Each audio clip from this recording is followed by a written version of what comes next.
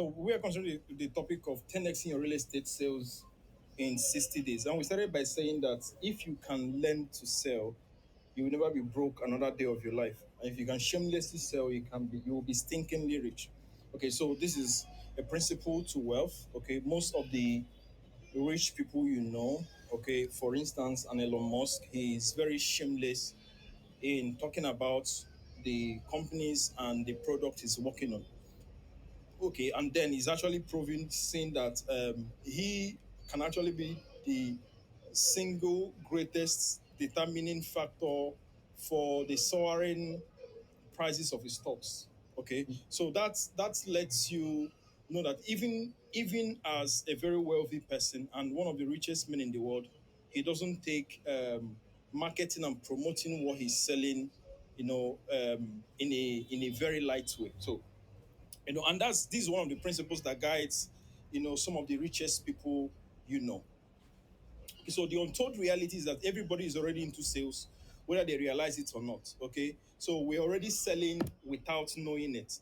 We, for instance, the way life is designed is in designed in such a way that you can't really live your life daily, without having to convince someone to help do something for you, or talk someone out of doing something, or find a way to make someone to allow you to do something, or even for you to get something. All of those is maybe life is just designed around that way, such that you're already selling without knowing it. For people who are married, for instance, you got married because you were able to convince the lady, that you were the right person who was supposed to be in their lives. Okay, and they accepted that reality, and actually today you are married.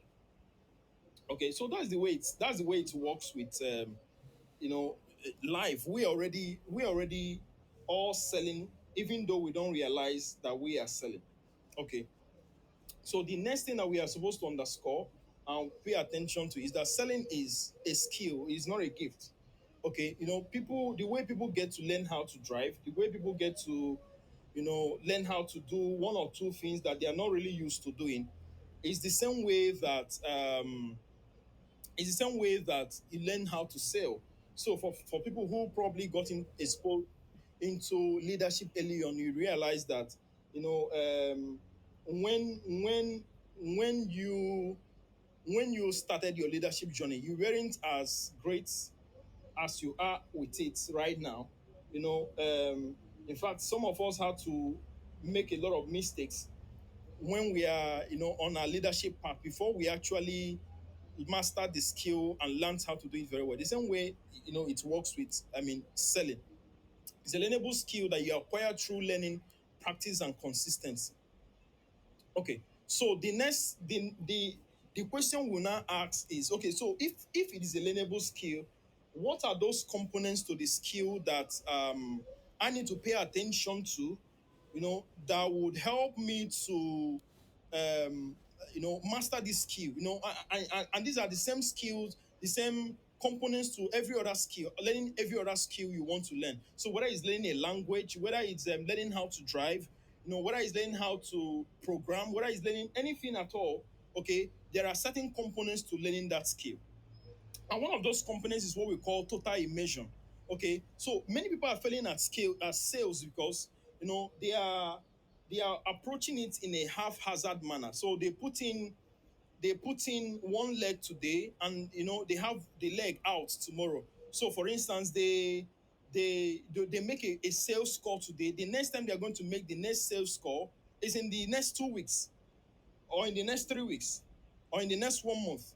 Okay, so nobody really gets far, with learning any skill that way. It's like, for people who are good in mathematics, one of the things you realize that you leave it for some time, it's going to leave you. You're going to have to maybe do a lot of what should I call it? A lot of brushing yourself up to be able to come to the point where you actually, get abreast again with the things you knew before you've already mastered. So that's the same way it works. So the number one thing about learning a new skill is that you have to apply what we call total immersion. Okay, so but the second one is, there is a power of practice that you don't take negligence of. So what do I mean? So you are trying to learn how to drive a car, and the driving tutor took you through one round of training. I think these days it goes through a few months, a few weeks. Okay, so but the training tutor took you through only one round of training, and after that one round of training, you thought you knew enough, and you actually entered your car or your dad's car or your wife's car, and you drove, entered the major express. When you've not gotten enough experience, what usually happens is that, you are either going to maybe hurt yourself, or you hurt that car, or you hurt both. Okay, so but so there is a place of practice in learning any skill, but when it comes to selling, you know, there is another aspect of it that everybody needs to pay attention to. That aspect of it is learning how to focus on things that you can control. So psychologists call it circle of concern and circle of control. So what we mean by circle of concern and circle of control is that when it comes to selling, there are just basic things you can control, while there are things you cannot control. So and this is one of the reasons why people get frustrated. You are trying to sell, you went on social media, you posted, but you got no likes, and because of that you felt discouraged. You run an ad and you got no response. Because of that you felt discouraged. No, what you don't realize is that you are shifting your attention from what you can control to things that you cannot control. Okay, so you can control the fact that you can be able to run an ad, So Esther, but you cannot control how many people will reach out to you. Because I don't know who is just I think joining the us. meeting is over.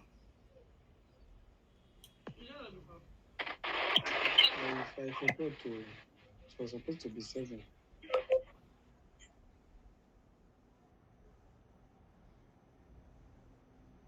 I'll never get earpiece.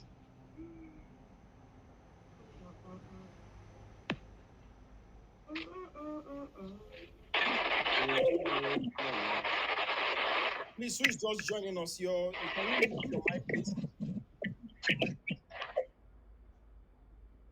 meeting is coming. Wait, where is the meeting?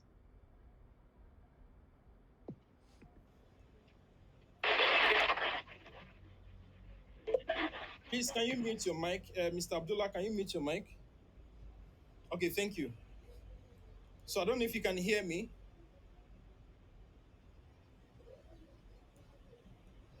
Okay, so again, we were talking about, for people who are just joining us. So we were talking about that there are components to learning every skill. So we started by saying that selling is a learnable skill. It's not a gift that some people are given. Okay, and for just like every learnable skill, there are components to learning that skill. Okay, so there's what we call total immersion. Where you actually give yourself enough time, attention, put in some resources to learn a few things that will help you to become better in the field you've chosen. Okay, so for instance, again, a lot of people are into sales, but if you ask them how many YouTube videos have they watched in sales till date, since they started selling, some of them have not watched up to 10 YouTube videos. If you ask them how many books have you read on sales, some actually have not read up to 5 books on sales. But they are people who believe that they are in sales, but they have not given themselves enough attention, enough practice, enough time, putting enough resource to learn how to actually master the skill. Okay, so beyond the fact that you need total immersion, the next thing we are looking at is that we are saying that one of the components to learning a skill is that you have to learn how to practice regularly, but focus on things you can control. So what we mean by things you can control, is for instance, again, bringing it back to sales. You are making a post on social media. You can only control that you are going to post on social media every day. You can tell yourself, I'm going to post for social media every day for the next so and so days. But what you cannot control is the number of people who are going to like your posts. You cannot control that. No, you can control the fact that I'm going to make a video content, and I'm going to I'm going to make it, to have this quality and all of that. I'm going to go for site inspections and I'm going to make the video of those sites that I'm going to inspect. That is what you can control. Okay. But you cannot control the fact that if I post it, that I'm going to get this number of people reaching out to me to say, I want to buy. And in our previous class, we were giving an analogy where we said, for people that were here in the previous session before this. Okay, so we were giving an analogy where one realtor who I've come to know was giving narrating her experience this previous year. He said in their organization, because she consults for another organization too, in their organization where she actually works to.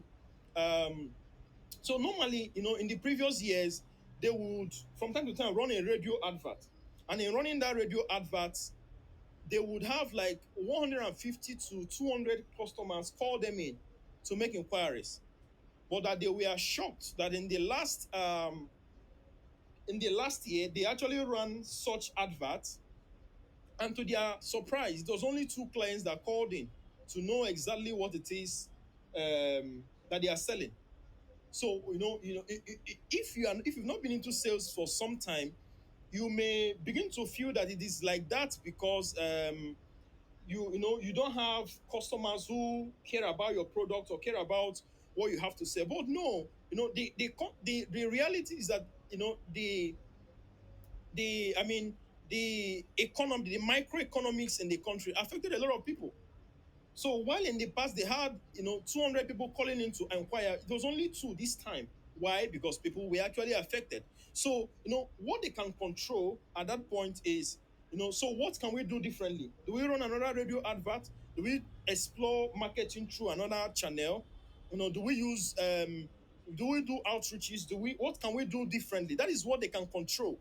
But dwelling on the fact that they ran a radio advert and only two people reached out to them is a circle of concern. So it's called circle of control and circle of concern. Circle of control are things you can do something about. Circle of concern are things that, no matter what you do, you cannot control. There is nothing you can do that will affect it.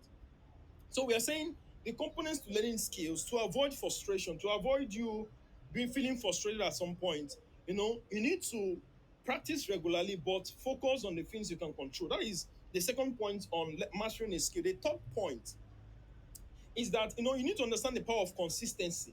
The power of consistency in doing something over and over and over, until you've learned the ins and outs of doing that thing, so much so that at the point you can execute, you can do something, you can deliver results on that thing. So like we've already underscored, a lot of people don't make progress in sales because they give up too early. They practice something for 1 week, 2 weeks, 3 weeks, 1 month, 6 months, 1 year, and they feel like, oh, I spent enough time on this and I'm not making any progress. So why should I continue? They quit. I was reading, a story of, one of the top selling realtors in this Lagos. I think it was actually a podcast, and she shared this experience. And personally, I was surprised because I never thought that someone like that could have that kind of experience. So her experience was that, and she's one of the people. If I call her name, you will know. It's one of the people you could relate with. So her experience is that when she started her real estate sales career, she was doing all the things she thought was right. She was, doing the, marketing. She was doing the content creation. She was doing the whatever she was doing. But to her surprise, it took about 1 year and 2 months before she made her first sale. And this person I'm telling you now, is one of the people who probably have had, been in the list of sold outs, when they're celebrating realtors who are top selling in many real estate companies. She's at the top of the list. But in narrating her experience, she can actually tell you that she was on this for 1 year and 2 months before she made her first sale. So, but what was it that made her to finally succeed when others, maybe at the second month, at the third month, at the fourth month, at the fifth month, gave up? It's consistency. Okay, so but beyond consistency, there's another part of it that we are also looking at that is important for us to actually consider. Is the fact that consistency without improvement is not enough. They say it's only a mad person that will keep doing the same thing that they have been doing over and over and over again and want to have the same results. No, consistency without improvement, equals to, what should I call it? Maybe frustration. Maybe that's what I should say. As a Japanese word that is called kunai, it is spelled KNEI. It is called kunai. It actually means constant and never ending improvement.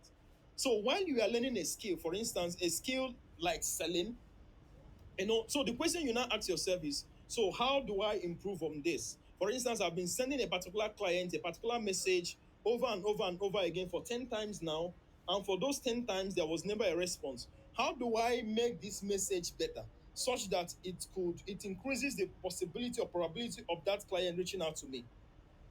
Okay, I've been posting a video over and over and over again, and these videos are getting very minimal likes. People are not even calling, people are not even responding. So the question now is, so how do I make this video better such that, if I now post it, I'm much more able to get, better reactions? So, you now start exploring ideas. For instance, for the video, you could say, okay, the video I made, the ad I made was generic. I wanted to make an ad that attract people to buy, but I'm basing it on a generic audience. So, how do I make the target audience much more specific? For instance, you can say, okay, I want to, this period, I want to focus on new moms. This period, I want to focus on retirees. This period, I want to focus on people who maybe have, who maybe have just, who maybe just have, 5 years to retirement. I want to focus on them, and get them to be able to, pay attention to what I'm saying. Because, by the time you say, are you about to retire? Do you have a parent who is about to retire? Or do you have siblings who's about to retire? When you make out such calls, people actually get drawn to your content. They feel like, okay, you're actually talking to them at this point, and they feel compelled to listen. Okay, so now you are exploring ideas, what you can do to actually make your content better, to make the video better. So, for instance, let's use the test. For instance, you've been sending this test, and there is no response from the clients. Or, you could actually go to copy the test and go to ChatGPT and say, ChatGPT, give me 5 variations of this content, and write it in a compelling way such that the clients will be able to respond. You copy it and go and paste, and you'll be surprised that ChatGPT will actually give you, 5 variations. Now you are sending a content, but you've made improvements on it. So we are saying that, the third component in learning a skill is that you have to have consistency. But beyond having consistency, you have to, constantly improve on what you are doing every day to see, how you can make what you are doing better. Now, what is the fourth component in learning a skill? The fourth component in learning a skill, and we are putting it in the context of learning the skill of selling. The fourth component in learning a skill is that you need to understand the power of your mind in helping you to gain mastery. So, what do we mean? So, the mind plays a very active role in almost everything you are doing. So, when I'm talking about this, one of the things that come to mind, for instance, is the story of Ubon King of blessed memory. Okay, so Obon King was one man who, when he started he got tired of his level of living, and he wanted to make a difference. He said that that year that he resolved to make a difference in his life, that he wrote, you know, a particular figure that he wanted to make that year, and, pasted it, and the amount was 100 million. He pasted it on his ceiling. He pasted it on his wall. He pasted it everywhere, made it his screensaver. Such that he wanted his mind to focus on it well enough. That he wakes up, he will see that he wants to make 100 million. He sleeps. He turns to the wall. He see that he wants to make 100 million. He turns to the other side of the wall. He said he wants to make 100 million. He's on a going. He has gone out in the morning. He's looking at his phone. He said he wants to make 100 million. So what actually that does is that you are employing the power of your mind, to latch on onto, focusing on whether it's a skill or a goal that you have. In this context, now we're talking about a skill. You are employing the power of your mind to latch on it, such that it gets to a point where it gets to your subconscious. And if something happens when, you get to that point where something gets to your subconscious, it takes on a power of its own. It pushes you to do things you never thought you could do. It gives you begin to, sometimes you sleep, you wake up, You discover that you woke up with ideas of what to do differently. You discover that you are beginning to have inspirations of what you never thought of that you could do. Why? Because now you are employing the power of your mind. So, you know, learning a skill, you need to understand the power of your mind in helping you to attain that mastery. So let's run through quickly, how do you sell? Because that is why we are actually here. We've talked about the fact that selling is a learnable skill, and just like every learnable skill, you need to go through the process, that helps you to attain mastery in that skill. And we've listed some of those processes. And now we are trying to answer the question, how do you sell? Okay, so there are things that help you to sell. There are just a four of them, about a three or four of them we've listed here. But these are some of the things that help you to sell. That you get to the point where it's easier for you to succeed better in selling, and get away from struggles, for instance. Okay, so one of the things that help you to learn how to sell, I mean, how you master selling, is that you need to understand that you need attention. Okay, so there is no successful salesperson who doesn't who hasn't mastered the way of attracting attention to themselves. So what I mean by attracting attention to themselves is that they have mastered how to help make people to get to see their content, you know make people to want to get to listen to their content often, you know um get people to get to know them, know what they represent, know what they do. In fact, someone made a statement and the person said, as a realtor, you have actually two main tasks, and that is, it is to be popular and to be widely known. So the person was saying, and this is speaking to the power of attention. We are saying that one of the components to learning how to sell is that you actually need attention. You need to know how to get attention. Okay, and the person was saying that, as a realtor, two things that you're supposed to master. You need to master how to be popular, and you need to master how to actually make people to widely like you.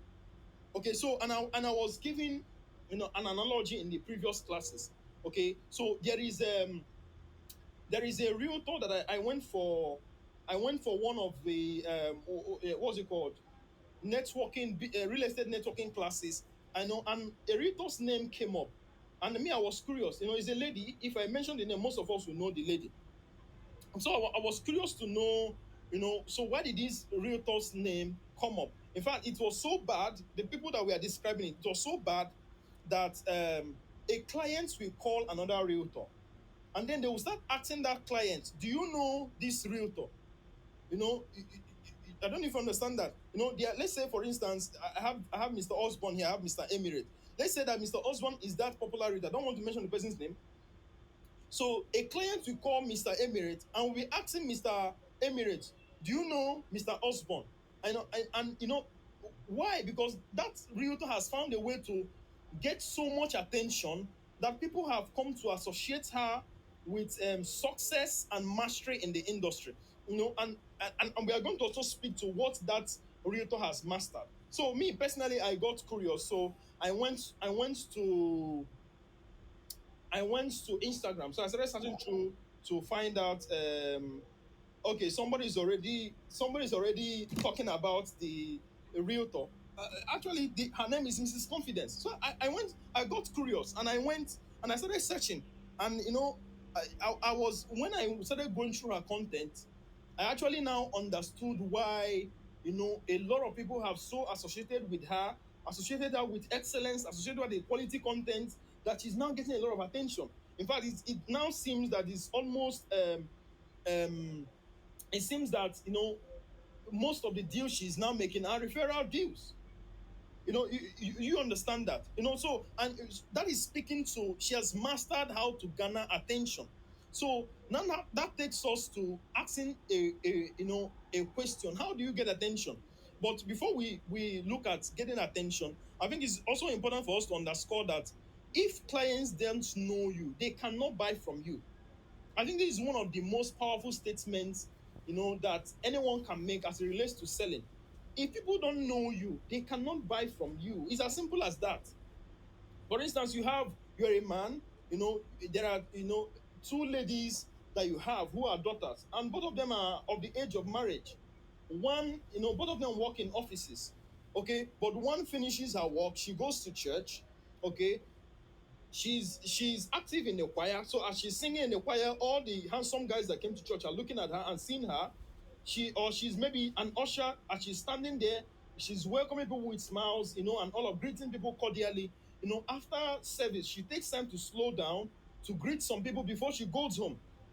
And then probably she, from time to time, she hangs out, in a nice way, not in a bad way, hangs out where she gets to meet people. But then the other one just goes from work, goes to church late when service have started, sits at the back. Immediately they are saying benediction. She's already on her way out. She never gets to meet anybody. She never gets to greet anybody. The question is, if you were, for instance, let's even say one of the things that brought you to that church as an eligible bachelor was because you wanted to find a wife. Who are you most likely to notice first? I mean, even if, the one that is always rushing home has a better character than the one you are seeing, who are you most likely going to notice first? It's the one that you see every time. That is the same way it works with selling. It is the exact same way it works with selling. Okay, people only buy from people they know and have come to trust. It's as simple as that. And that is the first secret to pay attention to. Okay, you increase the odds of getting people to buy from you. When you get more exposure, when you get people to know you. So going back to the illustration we are giving, so how do you now get attention? I think that's an important question for us to consider. How do you get attention? And for us who are into the business of real estate, I think the most important part is through your content, through the quality of your content. Going back to the analogy of that person that Mr. Emirates mentioned, okay, you discover, when I was going through personally, I was impressed on many things. The excellence, she talks very well. Her excellence, the way she packages her content, the way she uses technology to make sure what she's doing is different from what every other person is doing. When you do that well enough, people will begin to associate your brand with a certain level of excellence. And then when they see you often and consistently enough, when they are thinking of making investments, guess who they are going to think about? It is you. Okay, so beyond that, it's not everybody who may be able to operate at the level of excellence she's operating, but everybody has some level of quality content they can create at the level where they are. So let me give an instance. Someone was talking about something, making an illustration. He was sharing his experience with me. So he said that he bought a property recently, and then in purchasing that property, um, he was actually he was he got to the point where he has gotten his deed of assignment, but then he now realized that it's not even purchasing a property doesn't end with purchasing a property and getting your deed of assignment. That there is something that is called perfecting the documents of that property. And for and this is usually where most people, when they are talking about governance content, this is where it comes, taking that deed of assignment and going to the land registry in Alawosa, for instance, if it is a land that is domiciled in Lagos, or any other land registry in the states where the document is where the land is. And for them to actually perfect that document, that is what most people call governance consent.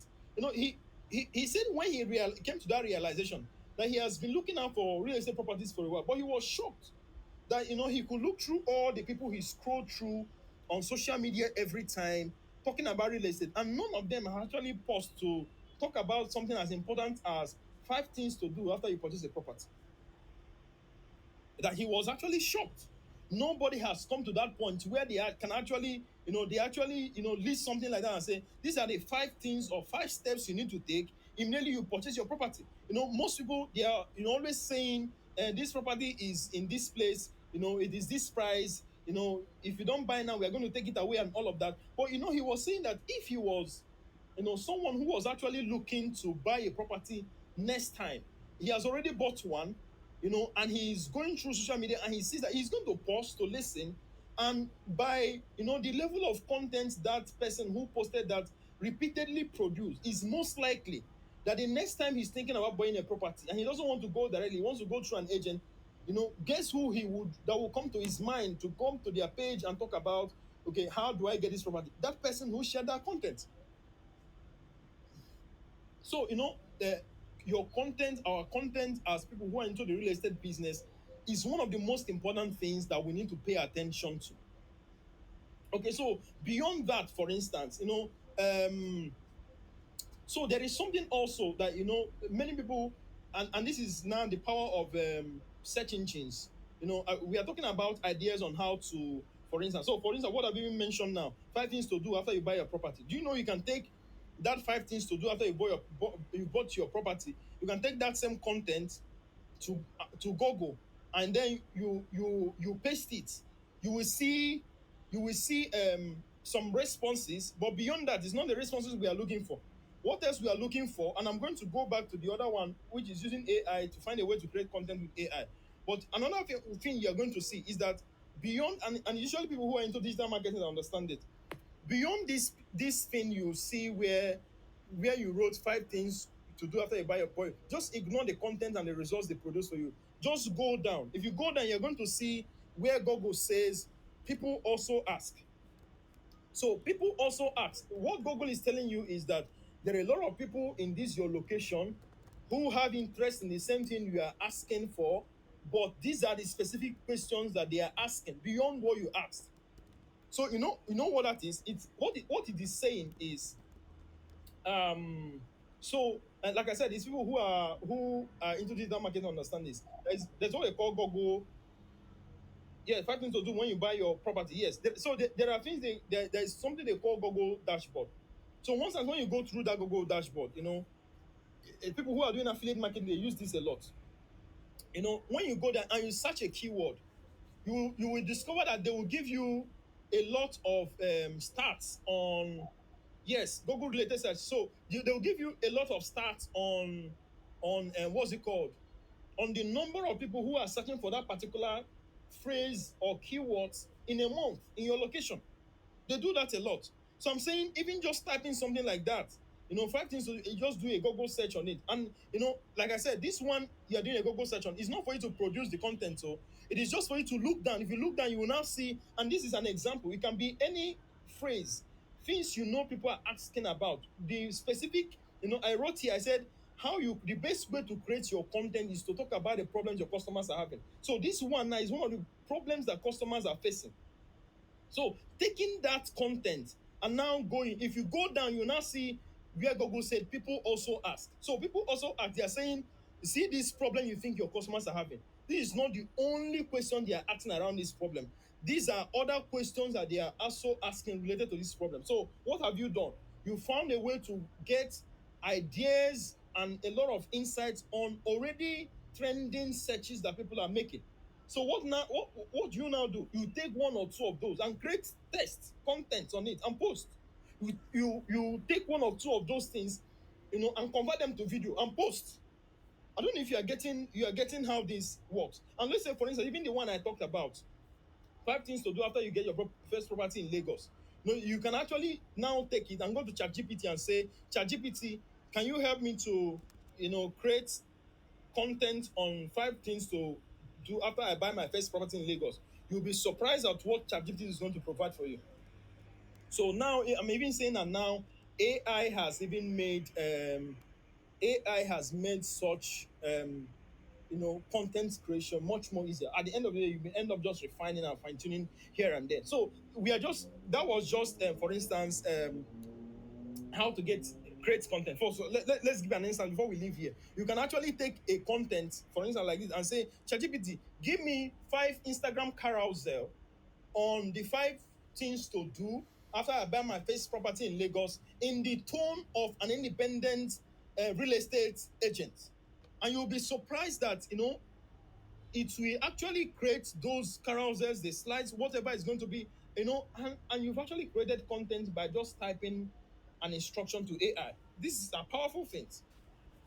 Okay, so we say, how do you get attention? If you do these things well enough, that people, whenever they have questions that they are asking about, that they have questions that they are asking about some things about related to investments and real estate, they are going to come to you, come to your page because they have been following your content consistently over time. Some of them may even look at it, they will not like until they come consistently until one day they'll just come in your DM and ask you questions, and that's how most times you close a sale. So that we are talking about how do you get attention. Now the other ways you can get attention beyond what we've talked about is consistent outreach.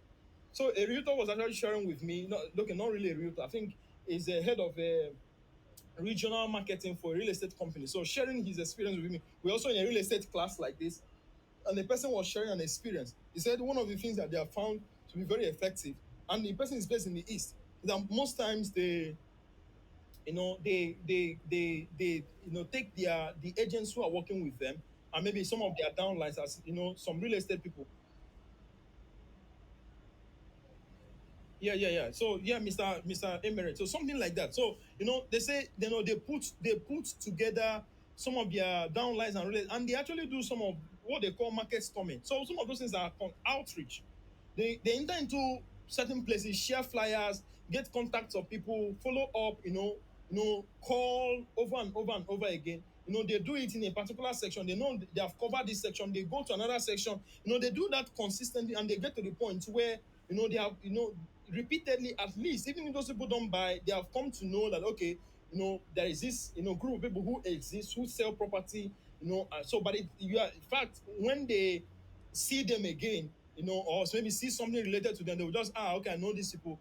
They came to where I work to talk about a few things. So another way, networking events. I've met a lot more people by just attending some real estate networking events. Maybe you sat on the same table with them and you broker the conversation. So beyond that, maybe I've met a few people. I think attending those events. I was driving back to my location. I saw them on the road. I picked them, and we started conversations from there. You are getting attention. You are expanding your reach. You're expanding and this is peculiar to actually real estate agents now.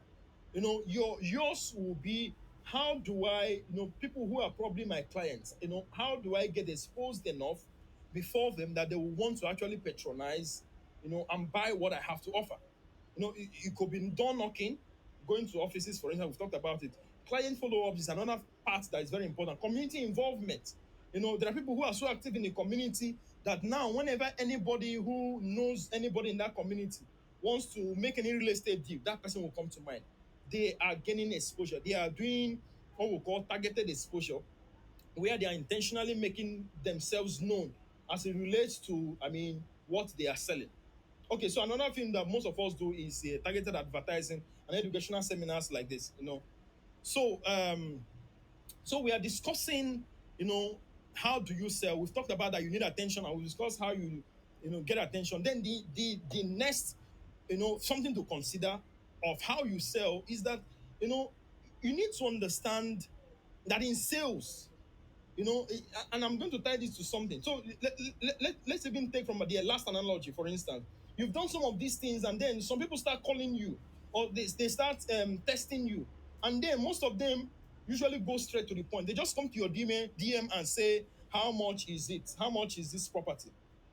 For some of us who have not really understood what sales is, and this is this principle, what usually happens that once they ask you that, you say the property is 30 million or 3 million or 5 million, and when you realize that once you do that, they stop calling you, or they stop responding, and you are asking yourself, I've been making consistent effort, yet these people, they come and ask questions. Once they inquire, I tell them, they don't respond. What you don't realize, that you are violating the second principle of selling, which is that you should never mention price without first explaining value. In fact, in sales, let's set it very plainly. In sales, price mentioned before value explained equal to a lost sale. So when you call value, when you mention price without taking the time to explain value, you've lost a sale. So I think what most of us struggle with is that we don't understand what our roles actually is, or what we are actually supposed to do as salespeople.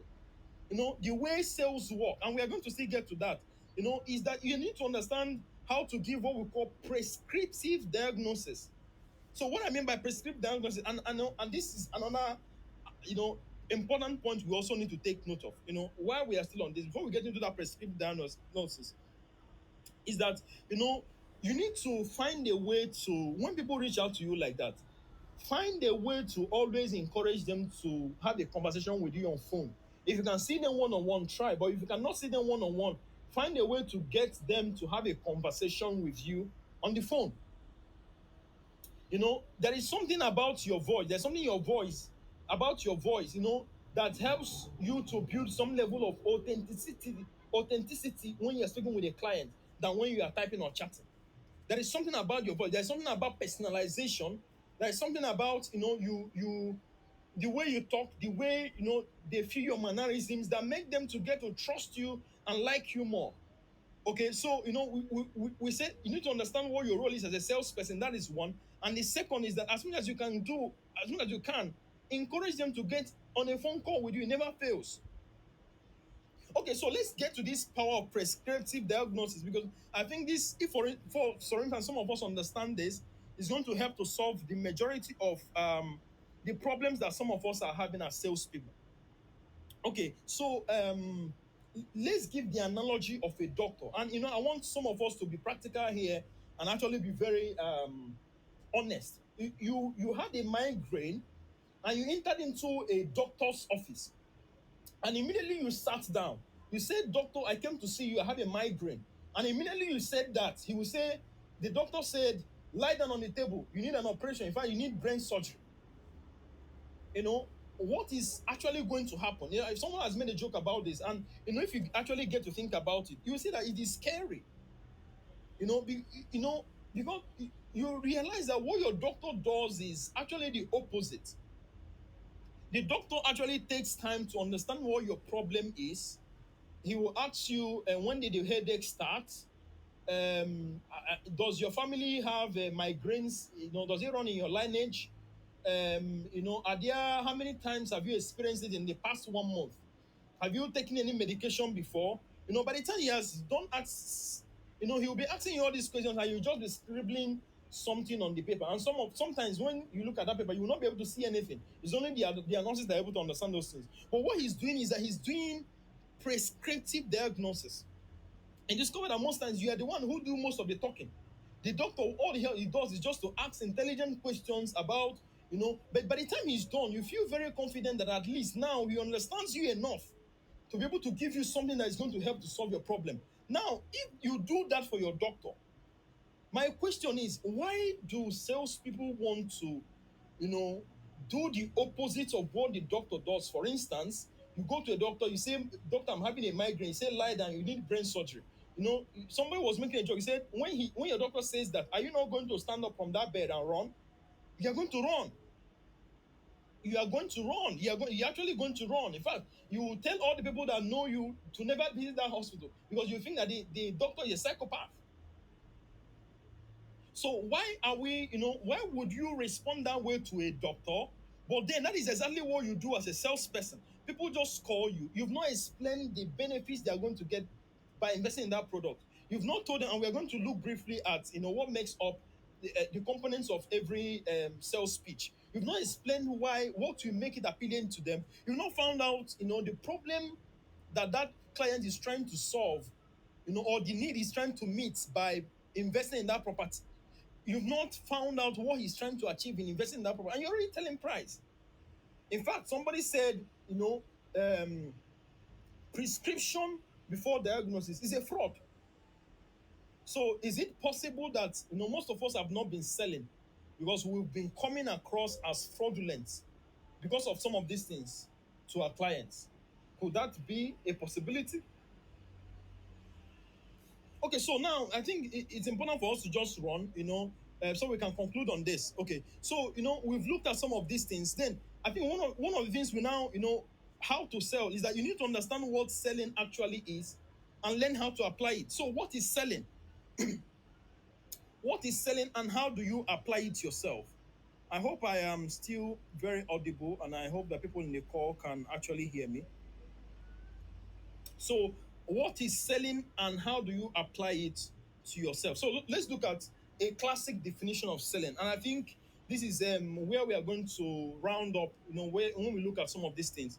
So selling, a classic definition I've seen that works very well is that selling is responding to a customer's needs and wants through planned, and it's important that these things are personalized. There's a reason.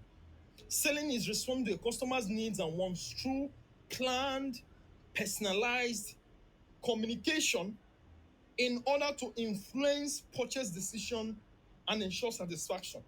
So we're going to go through this thing, but let me repeat it again. Selling is responding to a customer's needs and wants through planned, personalized communication in order to influence purchase decision and ensure satisfaction. That is what selling is. So let's just quickly look at this. So every sales pitch begins with planning. You know, every selling action begins with planning. So real estate selling is attention to detail, and it starts with planning. Some people do selling in a haphazard way, and that is one of the things we talked about initially. That's one of the reasons why people have not really succeeded in sales or in mastering the skill of selling, because some people do it in a haphazard way. So, let's just tie this around what is practical for realtors and real estate agents. So, one of the things, for instance, to consider is that you want to begin selling. So can you sit down and ask yourself three important questions? And it could be more than these three.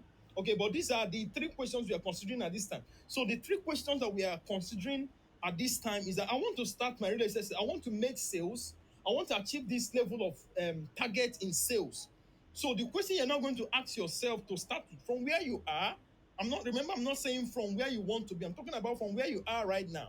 The three questions you need to start asking yourself from where you are right now is that, who are those that I know in my life now that can afford to buy real estate, or that want to buy real estate, or that have a need to buy real estate? Or let's even start from just people who I know that can afford to buy real estate. Who are those people that I know in my life right now that can afford to buy real estate?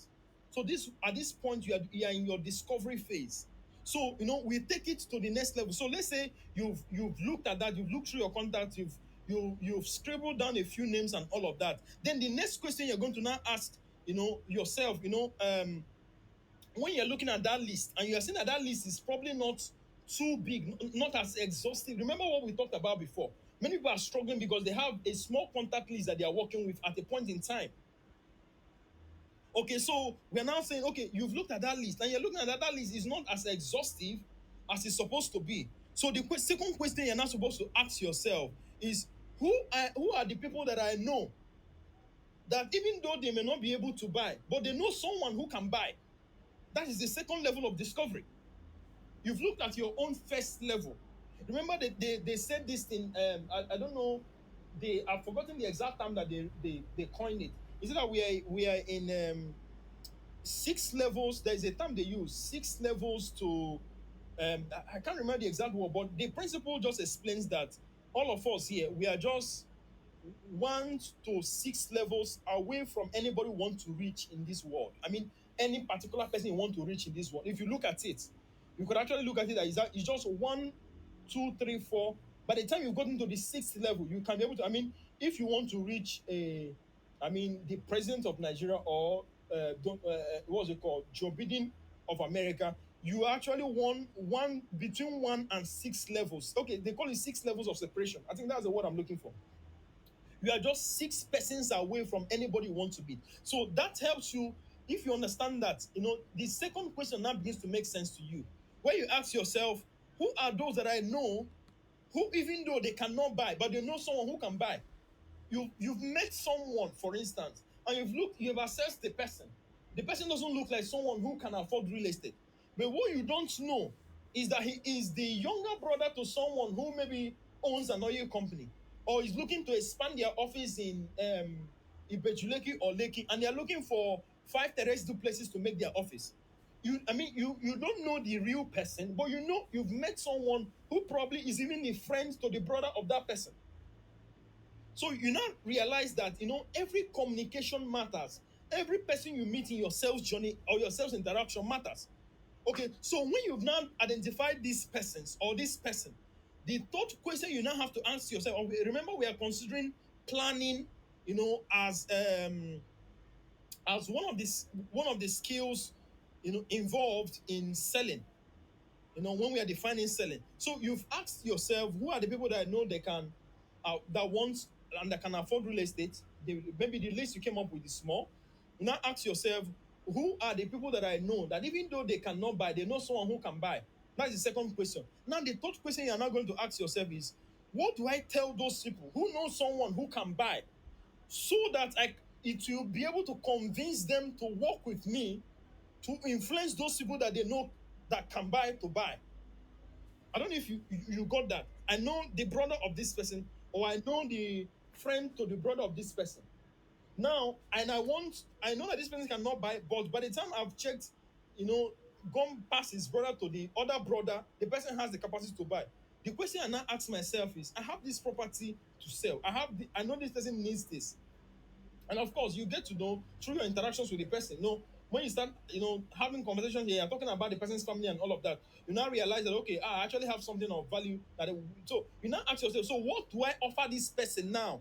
That even though he's not the person buying this property, such that he can work with me or partner with me, so that we can be able to have, some conversations or broker a deal without his brother, or the brother of his friend that, has need of buying that property and has the ability to buy. That is the question.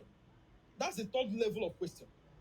I know why many people don't, use or, do this or attend to this question, is frankly because a lot of people want to make a sale and keep the total commission. I mean, the 100% commission to themselves. Because, the simple answer to this question I just asked, now this third question, is incentives. So what do I tell this person? Should I say, okay, I'll give you 50% of the commission from the sales of this property, or I'll give you 40%, or I'll give you 30% if you make this deal happen? But some people, are not thinking in that line, because they want the kind of property that they met the client directly, and it's only them and the client, such that they were able to make the commission 100% and pocket it. But what they don't realize is that if I make 50% commission, and I make 10 to 15 of those transactions in a month, I'm still better off than someone who actually just made 3 or 4 of the commissions, where they just got 100%. I don't know if you're getting that. I am still better off. I'm still better than the person who just did, everything, and the person just did it because they wanted to get 100%.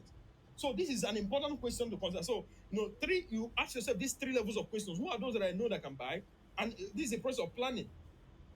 If I don't know a lot of people who I know that can buy, now who are those that those that I know that even though they cannot buy, they know someone who can buy. And then what do I offer them so that they can work with me to be able to secure this deal? So so when we look at the number 2 of this question, so you will now see that, for those people who I know, they are not going to buy, but they know someone who can buy. You will see that most of our religious leaders, our imams, our pastors, our maybe cell leaders, or even our bosses in the office, come into this context. You see that they may not be interested in buying a property, but they know someone who can buy. So when you are now say, okay, when you're relating with those people, now the way you now approach them, or the way you present your offer to them matters. So for instance, let me use the church context, for instance. When you go to your pastor and you say, Pastor, I've been trying everything, nothing is working. So now I've discovered real estate. So I want to try real estate. I want to see whether it will work for me. The what you are saying to that person subconsciously is that you are emitting negative energy. And most people who are successful, or at least know people who are successful, don't want to associate with people who have negative energy. They don't want to associate with people like that. Why? Because they think your negative energy is going to infect their own energy. Okay, so selling, they say that selling is a transfer of enthusiasm. And it's important to realize that when you're making those kind of communication, especially people who, for instance, are not really that close to you, most people want to buy from people who they believe is already selling. I don't know if you understand that. It's part of the components of selling, and we're going to talk about it later. I mean, things are supposed to be in a sales pitch. Most people want to relate with people that they believe they are already selling. Like they believe you're already making success. They say, okay, so if something is making success, that means they are doing something right. Let me just come and be part of that trend. Not people who you're making them feel like there is nothing is working. So I just want you to be the only one who will come and save me now. Most people will run away from such negative energy.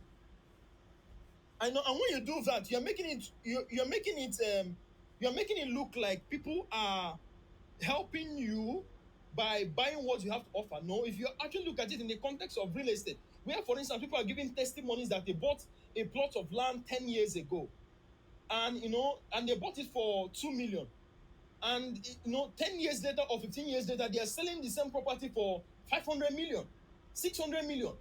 So let me ask you a question. I want you to really pay attention to that question. You that sold the property for 2 million and you made, let's say, 10% or 15% commission of 200,000 or say 300,000. And the person that bought the property for 2 million and 10 to 15 years later they made 500 million. Who is better off? Who was helped? Who was helped by the other person? You have probably finished spending your 200,000 or 300,000 that same year. But 15 years later, the 300 million, 500 million the person has made is probably going to take care of his generation for life, or at least give them a head start in the right direction. So if you have the right mindset, knowing that, oh, me selling properties to people, I'm actually helping to make their lives better. It gives you some certain level of confidence, and even helps to improve your courage, the way you carry yourself, the way you look at things. These things are important. Okay, so we are saying that selling is responding to a customer's needs through planned personalized communication, not to influence purchase decision and ensure satisfaction. So we are looking at the second part now, which is personalized. So many people come into the selling experience or the selling journey with a client, and they don't ask themselves the question that the client is asking, themselves as clients internally. So why should I buy from you rather than buy from other people? That is usually a question that most clients are asking, because I don't think that you are the only realtor or agent who is bombarding a client with a request to buy a property. So the question now is, why should I buy from you instead of buying from the other five people who are also disturbing me? Okay, so the reason why most clients actually buy from some people and ignore others and ignore their ass off to eternity is because some people have learned to add some personal touch. So there is some kind of personalized experience that they are having from the person. And for instance, we have a realtor maybe who works with us, and a client who works with us, who have the client have been buying consistently for all the estates we launch. The person wants to key in and all of that. Sometimes he has up to 1 acre in one, and maybe they bought two plots, tomorrow they buy two plots, and like that continually. Why? Because the person probably has come to like that the agent who is working with him, and probably also has come to like the interactions he's having with the company. So why do I need to leave other people to buy from you? So there are two key questions to answer in this. So the first question is, what makes you different in your game of selling? I mean, as a realtor, what can we look at and say this is what actually makes you different? You've looked at realtor A, realtor B, realtor C, and you now say, okay, I've looked at this, but this is actually why I think a customer will want to relate with me more than he or she will want to relate with this other realtor A, realtor B, realtor C. That's the first question.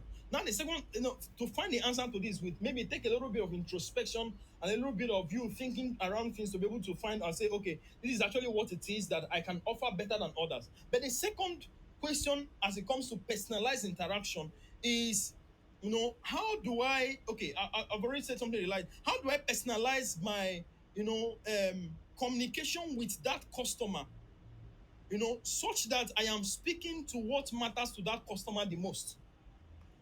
How do I personalize my interaction with that customer such that I'm speaking to what matters to that customer the most? Okay, so for instance, it could be something as simple as, we are telling the customer, sir, don't worry, this property now, I'll come to your office, I'll bring the form, I will fill the form, I will take it to the company to sign, I'll bring for you to sign, I will make sure that there are no glitches anywhere. Okay, sir, you are abroad. Don't worry. I would, during the time of the allocation, I'm going to come to represent you that day. I'm going to do a Zoom call, and I'm going to, be showing you when they call your name to allocate you the property. I'm going to show you so that you get the vibe and actually see the thing in real life. All those things are personalized touches. And it's not limited to some of the things I've talked about. It could be it could be in many other different aspects where you are saying, okay, these are the things I think are important to this customer. So how do I offer an experience that customer will not forget? How do I offer something that is so personalized that even though I have two people from the same company selling the same property, but the customer want to deal with me every time, even though two realtors from the same company share the same product, but they will say, I want to deal with maybe this person. What will make that customer to kind of have that kind of experience such that the person will always want to deal with you. That is speaking to a personalized touch. What makes me different from other people? How do I apply it to my selling? And how do I personalize my interaction with my customer to speak to what matters to that customer? So we are rounding up. Okay, so let's get to the other part. We are saying that there are keywords we are considering. We are considering planned. We are considering personalized. Now we are considering the next one, which is influence. Remember, we said that selling is responding to a customer's needs and wants through planned, personalized communication in such a way to influence purchase decision and ensure satisfaction. So now we are talking about the influence. The truth is this: many clients you are dealing with or relating with are people who are not very good in making up their mind or making decisions. That is the truth. Many clients are not so good in making their own decisions. And it's not just related to people who are buying property. Many people cannot make up their mind. Okay, so the question now be, how do you help them to influence them to make that purchase without actually forcing them? But you are influencing them to make decisions. And that is also, where maybe, talking about leadership in selling comes in. How do I influence this customer to buy without actually the person feeling like I forced them? And there's a simple way to do this. And that is I'm going to read it as is. The way to do this is that you are going to show the person the benefits of what you are selling. You motivate the person with a deadline, adding some facts, to add urgency and scarcity. We are going to look at some of these components, and then you lead them to make their decisions. So let me read it again. How do you influence people to make purchase decisions? You show the person the benefit of what you are selling, motivate them with a deadline, and you lead them to make a decision. Okay, so I think that maybe leads us to the components of every sale. Before we look at the last thing, most of us just approach sales as a normal conversation, but sales is not a normal conversation. It is not a normal conversation. In fact, many people are thinking that they are selling when they are not selling, because it's just like, for instance, you are going to do an investor speech. If some of you who probably have understood the context of raising money, or maybe in the startup context, you want to do an investor speech, you know um you know, for some of those investors, they have a pitch template. They say, I want to see your financials. I want to see when you started business. I want to see the traction of what you've made, so far. I want to see the number of customers, that you have so far. I want to see this. I want to see that. And to be honest with you, no matter how you come to that sales speech, investor speech, and you sound emotional as you can sound, they're not going to flinch. Most of them may not even allow you to get to the point where you are going to present to them when your presentation already doesn't cover that. They would have also already received it, looked at it to feel like, okay, this actually is worth my attention before some of them will pay attention to you. But some of us get into selling with, as if it's a normal conversation. No, it's not a normal conversation. There are four things that must be in every sales speech. There are four components that must be in every sales speech. And if you are making any sales speech and these things are not there, probably you are doing something else that is not selling. So the four components that must be in every sales conversation, there has to be benefits to the customer. For instance, I wrote some examples here. I say, the rate of development in the area. You're talking about the property. You say sir, the rate of development in that area, shows that your value will do 1,000% in 5 to 7 years. Most of us approach a sales conversation thinking about the commission we are going to make. I know the crazy part of it is that most of those investors that you are dealing with, um, they can smell that desperation from 1,000 miles away. They can smell it when they feel that this person, sometimes some realtors have become broke to some, for a very long time, that they now see a client who is trying to make a sale, and they say, this is my chance to hammer, so I want to make this sale because I'm going to make this. Some of those investors you are dealing with can smell that desperation from 1,000 miles away. So when you're having a conversation with a client, you are not supposed to be having that conversation from the point of what you are, or even from the mindset of what you stand to gain. No, you're supposed to have that conversation from the mindset of what that customer stands to gain by engaging in that transaction. So we are talking about benefits. You said, for sir, this $250 billion have been invested in that vicinity. A lot of industrial parks, things, for instance, let's say we are using the Bejuleki and Ebe, for instance, as an example. Actually $350 billion have gone into, and a place with that kind of commercial, activity, people will need a place to live, because when that place get to boom to the level where it is, international airport and all of that, people are going to need residences. And when you maybe find a way to make some of these investments, you will discover that when it's time for you to resell, you resell. But when it's time for you to convert some of those into residentials that are going to pay you for life, you're going to, in fact, possibly even going to have to transfer those legacies to your children and children's children. What benefits are for that customer in that transaction? Have you talked about it? Have you communicated those benefits? That is the first component to every sales pitch. Benefits. The second one is that there has to be some urgency or time constraint. So, what do we mean by urgency? One of the reasons why some of our sales don't close is that we make the customer to feel that they have all the time in the world to make up their mind to make that purchase decision.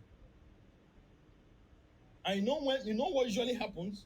So, for instance, let me even give an instance. There's a particular client that we wanted to close on, on a particular property, because I know that people's resources are finite, and if you make them feel like they have all the time in the world, because the client actually came and said, I want to make this investment, but I don't have up to the 50% initial deposit you are talking about, but I have this social and social amount, you know so I want to wait until we have that amount. I said, no, no, no. When he got to me, I don't know. I said, you don't do that. No, you don't, because what is actually going to happen is that, if you allow that client to take that money and keep waiting for it to be complete, what is going to happen is that either time is going to make them to forget that there was a transaction that they're supposed to make, or other things are going to take their attention away, and that money is gone, and you will not get it again. And some of your clients, some of them even have the money. Some of them are ready to invest. But you made them feel that they have, even if they come back 100 years from now, the property is still going to be available. But it's not true. So when something like that happens, what are you supposed to do? Understand that urgency and time constraint is part of your sales speech. So let me give an example. You say I was making reference to that realtor confident.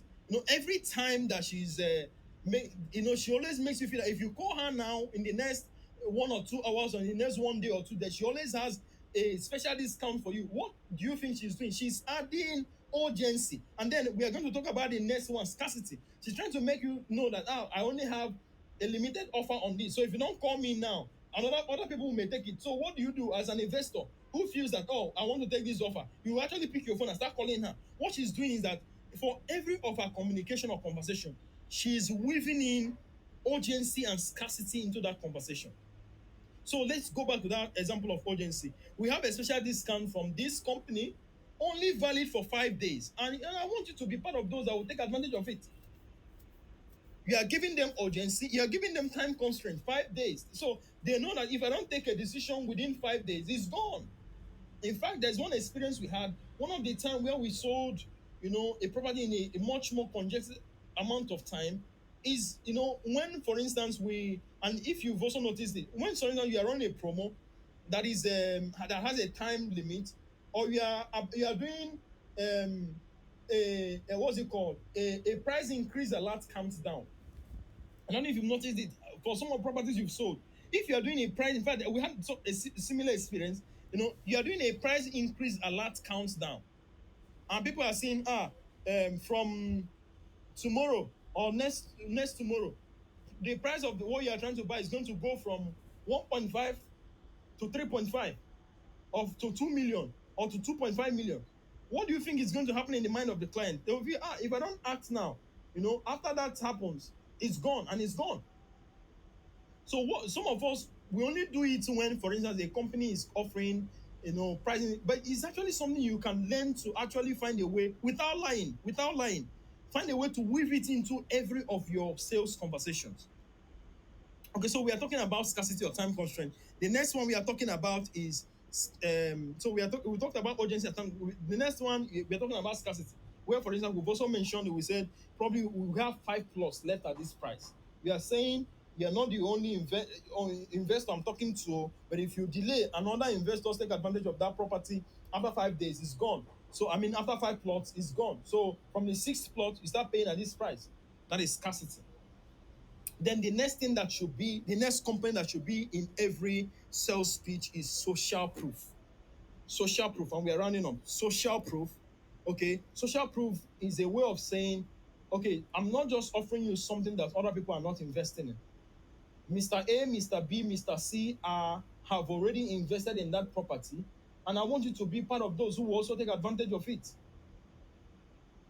So you now ask yourself, what if I don't know the people who have invested in that property? And that's the reason why you sometimes you ask some questions.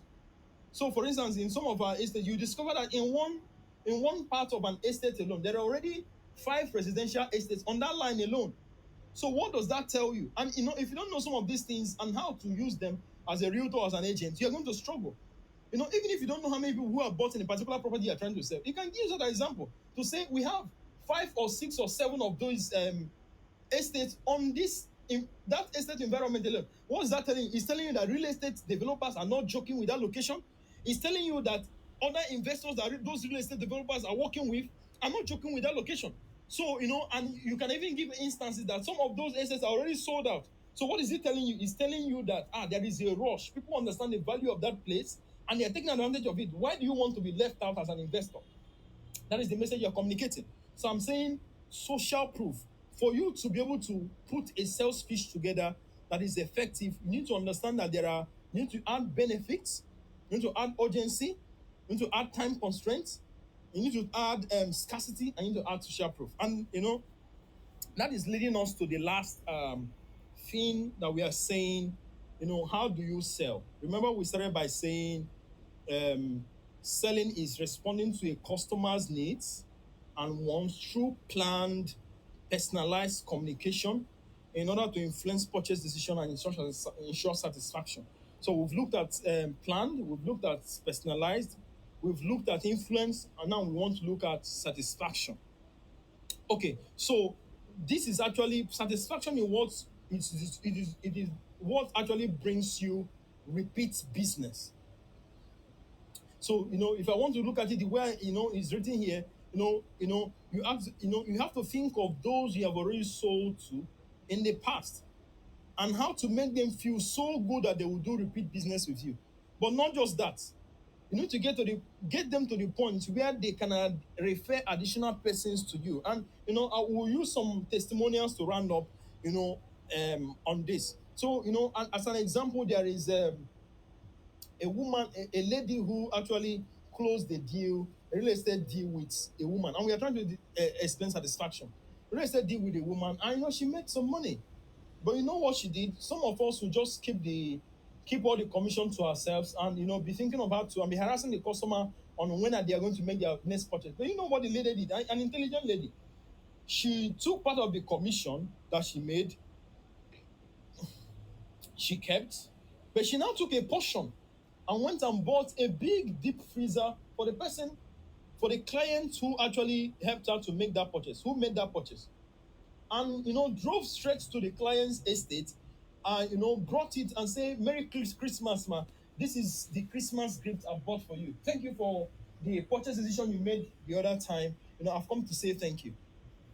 What happened was that, when she did that, the client was so shocked that the client even joked, say, this kind of commission that you made, that you had to buy a deep freezer, it means you made a lot of money. Oh. But you know what happened? Beyond the sarcasm, or the play of the clients, what the clients actually did was that the clients right there and then bought more properties and referred her more to more people, that made that lady to close that year with 2 billion naira in sales. 2 billion naira in sales. I mean, one client, one client. And how was she able to elicit that response? Through the level of satisfaction that she gave to that client beyond that project. Some of them could even be, okay, sir, you're not in town. The building is still empty. What do you need? What kind of furniture do you need? I'll make sure to help you to source them. What kind of interior decoration do you need? I'll make sure to help you to source them, and all of that. Do you need help moving your things? Kind of personalized touch, such that by the time you are done, they will now feel like you are interested, and you are a part of their success, and you want to see them succeed. That is actually what now makes them to go out of their way to now also help you succeed. In fact, there's something I wrote here, and I want to talk about it. You need to find a way to convert your customer to your marketer. And there's another story also that will help us to wrap this up. You need to find a way to convert your customer to your marketer. That is the highest form of selling.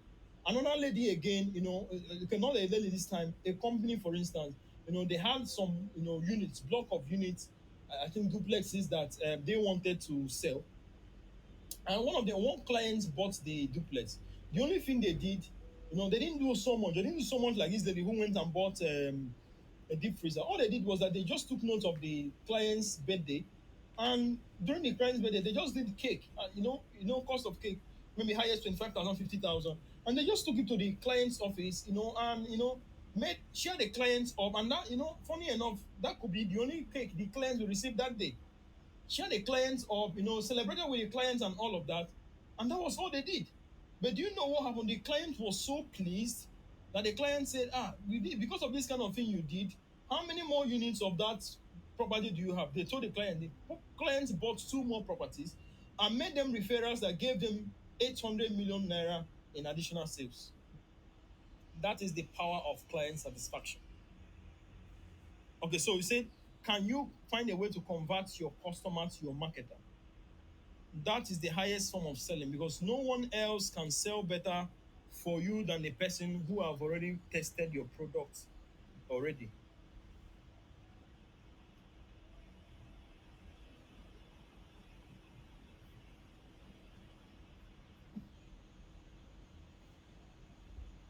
Okay, so let's just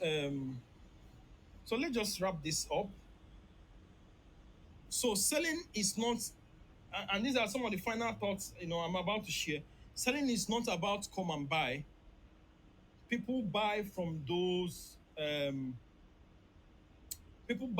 they like. But let's explain a little more about selling. Is not about telling people come and buy. Okay, it's about showing people the benefits of your product and leaving them to make their decision. So people buy from those they like, and what makes them to like you is some of the things we've talked about: your personal interaction, your energy, your pleasantness, your happy disposition, your enthusiasm, and your concern for their well-being. These are some of the things that make people to buy from you. And then, I think it's important for us to underscore the fact again that selling is not about you. You need to settle that in your mind once and for all. It is not about you. It is about, you know um how what you are selling is going to help to solve the problems of your customer, and it's about showing the person what is in it for them. That is what selling is about. And then we also need to emphasize the fact that you need to focus on what matters to the customer, and that is the only thing that is going to make your selling career easier. So start a real estate marketing conversation with potential money to be made by the customer. What is the customer about to make? Talk to the customer about the fact that the value of what they are buying is about to increase. Talk to the customer about the fact that they will leave a generational inheritance of their family and their children, and the investment they are going to make is going to take care of their children and children's children years after they are gone. Talk to the customer about the fact that their investments are a legacy of wealth, that will make a lasting legacy and generational impact. Talk to the customer about, what they stand to gain. Talk to them about those kind of things, and they will listen to you and possibly buy from you. That is what selling is. That is what selling is. So I don't know if there are any questions. If there are no questions, then we can.